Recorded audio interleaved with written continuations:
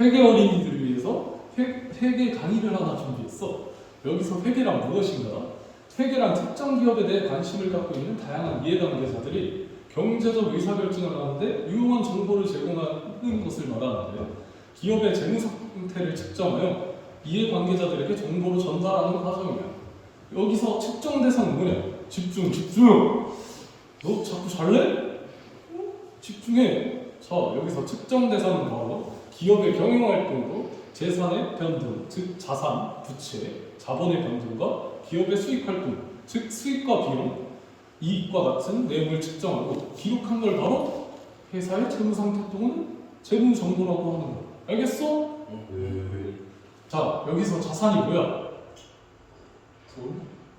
돈도 맞기는 한데, 여기서 회계에서 말하는 자산이야. 대표적으로 현금, 예금, 외상노출금, 미수금, 상급금, 대여금, 상품, 토지, 건물, 빚품, 받으러움, 촬영 문방구 등이 있어. 자, 여기 봐야지.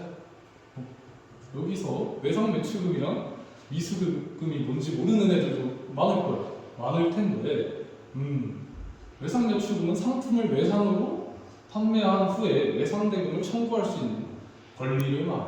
외상이 뭔지 모르진 않지. 외상까지는 설명을 할 수가 없어. 자, 또 위에서 중요한 게 뭐냐? 과연 미수금이야.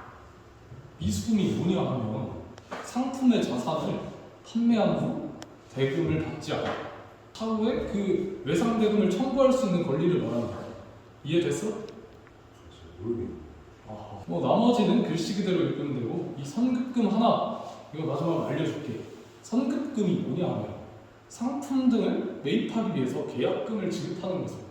나중에 잔금만을 지급하고 상품 등의 자산을 구입할 수 있는 권리를 말하는데, 어렵지 않죠 다들?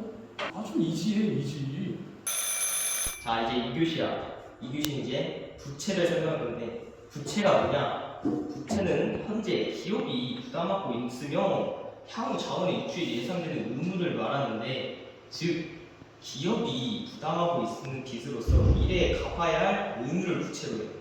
부채의 종류에는 외상 매입금, 차입금, 선수금, 미지급금, 지급어음이 있는데, 순서대로 몇 개를 설명하자면, 외상 매입금은 아까 설명한 외상 매출금이랑 정반대로 보면 됩니다.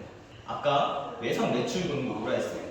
상품을 외상으로 판매한 후 외상 대금을 청구할 수 있는 거라고 권리라고 말했는데, 그럼 그 반대는 뭐야?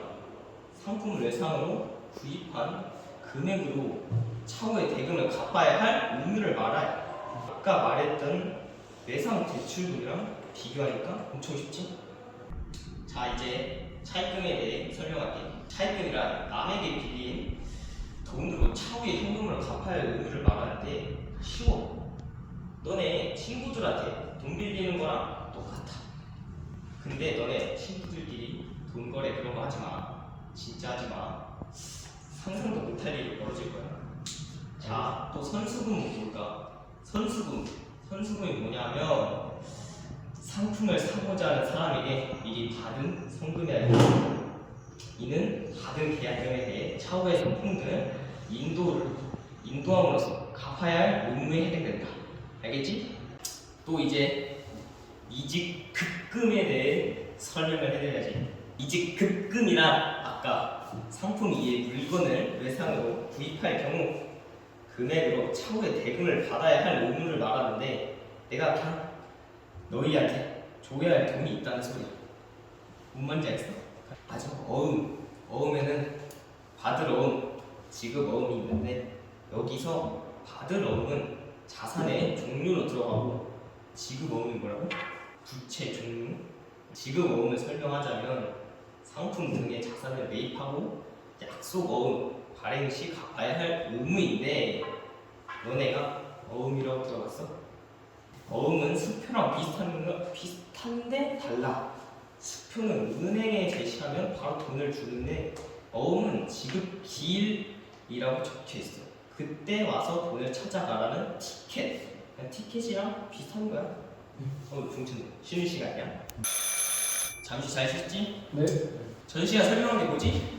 부채랑 자산이 그래, 여태까지 설명했던 자산과 부채, 이제 회계의 기본 중에 기본이야 이게. 여기서 조금 더 나아가보면 이걸 기록하는 장부를 재무상태표라고 하는데, 여기서 장부를 기록하는 과정을 회계순환 과정이라고 하는데 순서가 1번부터 8번까지 있어.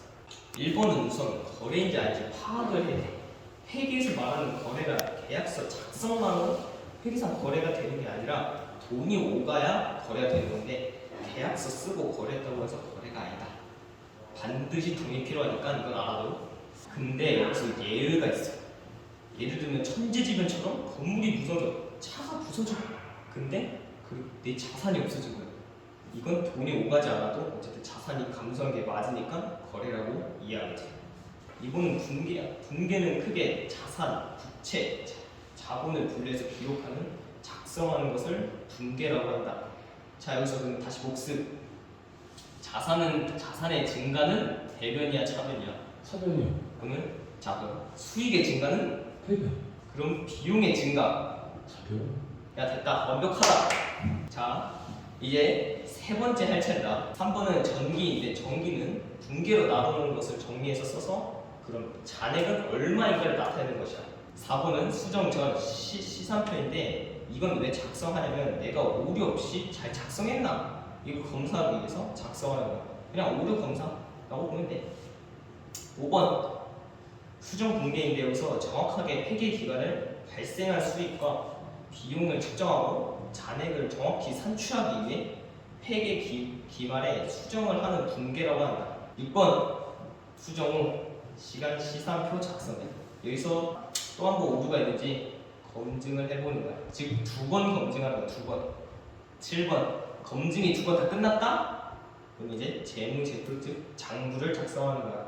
8번 마감 분계를 작성하는 건데, 마감 분계는 마지막 단계야. 여기서 이제 대변과 차변의 차이를 0으로 맞춰주는 작업을 하는 거죠. 결과적으로 수익과 비용 딱 알맞게 떨어져서 0이 되어야 하는 거니까 별거 없지? 회계는 듣기보다 너네가 직접 손으로 아마 써보는 게 실력 제일 빨리 들어. 쓰기 싫다고 귀찮다고 하지 말고 좀 열심히 해봐. 자, 그럼 이제 본론인 재무제표를 한번 집중적으로 다뤄볼게. 재무제표는 두 가지 원칙을 기본 가정으로 총 5가지 구체적인 항목으로 나뉘어 있어. 재무제표가 기본적으로 가정하는 두 가지는 계속기업, 그 다음에 발생기준이야. 당연히 재무제표를 확인하기 위해서는 회사가 문을 닫거나 영업을 하지 않는 경우가 생기면 안 되겠지. 또 돈을 받는 계약을 체결했지만 만약 그 기한이 2년이라 나중에 돈이 들어온다면 이런 문제들이 생길 수 있기 때문에 재무제표를 작성할 때는 계속기업과 발생기준을 가장 기본적 원칙으로 삼아. 이해를 돕기 위해 재무제표 5가지 항목에 대해서 얘기해볼게. 첫 번째는 전화 누구야? 지퍼 안 열려서 봐줬다. 그러면 시작할게. 첫 번째는 재무상태표야. 자, 재무상태표란 무엇이냐? 이건 일정 시점의 재산 상태를 나타내는 표인데, 자산은 부채 플러스 자본인 거 알고 있지? 쉽게 회사의 자산이 얼마인지, 부채는 얼마인지, 자본은 얼마인지 회사의 재무 상태를 말해주는 거지. 두 번째는 포괄 손익 계산서인데, 이건 일정 기간 경영 성과를 나타내는 것이야. 경영 성과랑 재무랑 약간 헷갈릴 수 있어. 두 개의 차이점을 얘기하자면, 경영 성과는 정해진 기간 동안 우리 회사가 얼마를 벌었는지 또 얼마를 썼는지 판단하는 거라면, 재무 상태는 일정 시점에 처음일 수도 있고 끝일 수도 있거든. 근데 회사의 재산이 얼마인지를 알려주는 거야. 어려우면 기간과 시점으로 분류할 수 있어. 이익은 수익 마이너스 비용인 거 알고 있지? 이것은 최종적으로 우리가 장사를 해서 얼마나 이익을 받냐, 이걸 한눈에 알아볼 수 있게 해주는 거야. 맞지? 세 번째는 현금 흐름표야. 이건 뭐냐면 우리가 재무활동, 투자활동, 영업활동을 하면서 돈이 어디로 굴러다니는지 알려주는 표거든. 별거 없잖아, 그치? 재무활동이 헷갈릴 수는 있는데, 쉽게 말해서 자금을 조달하는 것을 재무활동이라 하는데, 이것을 더 쉽게 말하자면 돈을 땡겨오는 거야. 이렇게 말하면 이해가 잘 되지? 이것도 한 가지 예를 들어줄게. A라는 사람이 2년 동안 200억을 나누어 주는 계약을 체결했어. 이때 200억을 받는 계약을 체결했으니 일을 해서 실질적으로 돈을 벌어온 거잖아. 그러니까 손익계산서 상에는 이거를 경영 성과로 보는 거지. 반면에 현금 흐름과는 조금 달라. 2년 동안 200억을 주는 계약을 체결해서 기업의 수익이 증가하긴 했지만 실제로 이번 연도에 현금은 100억밖에 들어오지 않는 거야. 즉 현금 흐름표를 작성할 때 얼마만큼의 경영 성과가 나오는지 간에 그건 상관이 없고 이번에 얼마만큼의 현금이 들어오는지 나가는지 평가하는 표인 거지. 다음은 자본 변동표인데 자본 변동표란 기업의 경영에 자본금이 변동되는 흐름을 파악하기 위해 일정 회계 기간 동안 변동 내용을 측정하면서 기록한 표를 말해. 이제 마지막으로 주석 및 주기인데 아까 들었지? 뭐 네 가지는 계량화된 숫자로 나타낸다면 주석 및 주기는 비계량화된 말로 뒤에 서술하는 거야. 너는 알고 있잖아, 그렇지? 실제로 재무제표를 한번 검색해서 보면 알 텐데 중간중간 알기 쉽게 보충 설명되어 있는 글자들이 다 주석이야. 가끔은 주석은 재무제표가 아니라고 하는 놈들이 있어. 근데 그거 아닌 거 알지?